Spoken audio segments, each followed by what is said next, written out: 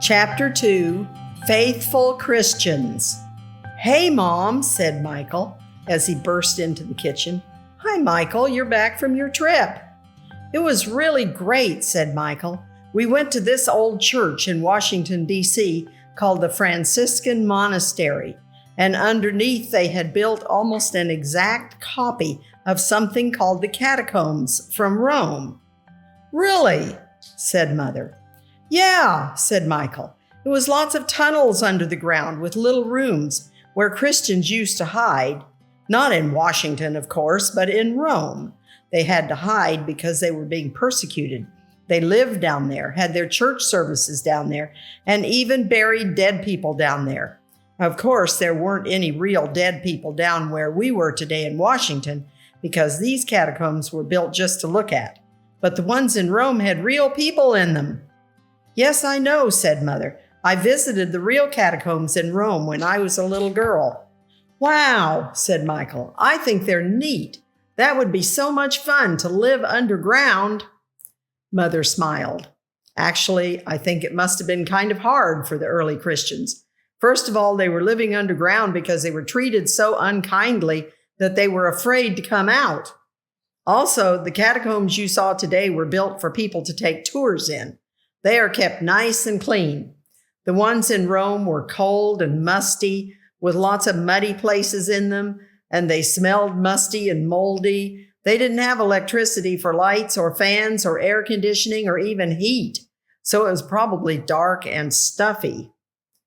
"Well, they could have taken big torches in there," said Michael. "Yes," said Mother, "and then it would have been smoky." "Oh," said Michael, "I guess it wasn't the greatest place to live, but at least they were safe down there." "That's right," said Mom. "They were hiding because life was hard for Christians during those times. Some of them were thrown to wild animals and killed, and others were burned. Still others were crucified, and some were even covered with bloody animal skins and fed to wild dogs."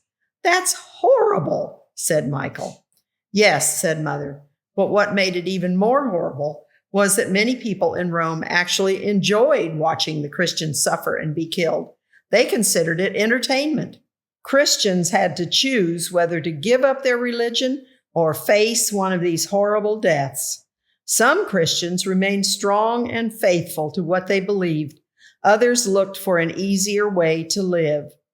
Most of the people in Rome were not Christians. They worshiped the emperor and all kinds of gods. They were called pagans. Some Christians found if they mixed their Christian beliefs with the beliefs of their pagan Roman neighbors, they didn't have to worry as much about being persecuted. So they took idols that the pagans had worshiped for years and put them in their Christian churches and called them by the names of Bible characters, Joseph or the Virgin Mary or the apostles. So Christian beliefs and pagan beliefs got all mixed up together." "Is that where statues of the saints started?" asked Michael. "Yes," said Mother. "Now there was a split within the church. One group wanted to be more like the pagans and bring some of its ideas and practices into the Christian church. Another wanted to keep its worship and religion simple, as Jesus had taught, and base it only on the scriptures. The group who tried to be more like its pagan Roman neighbors were not persecuted, and it felt that giving up some of its beliefs was worth it."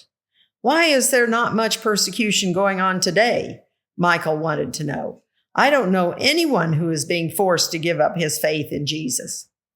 "Some people believe," said Mother, "that the reason is because most Christians have not been faithful to the simple ways that Jesus taught us to worship him. Like some of the early Christians in Rome, Christians today have become so much like their non-Christian neighbors that the church has become popular and there isn't much persecution. But in some places in the world, there is persecution going on today. In these places, Christians today have to decide to be true to Christ, no matter what. As a result, the church is strong and growing in these places. Mrs. White tells us that if there was a true revival of faith among Christians everywhere, persecution would start again." Said Michael, thinking hard. "Who do you think would pick on Christians the most?" asked Mother. The people who don't believe in Jesus at all, or unfaithful Christians who have become like the pagans and are mad at those who won't be like them? Probably the unfaithful Christians, said Michael. You're exactly right, said Mother.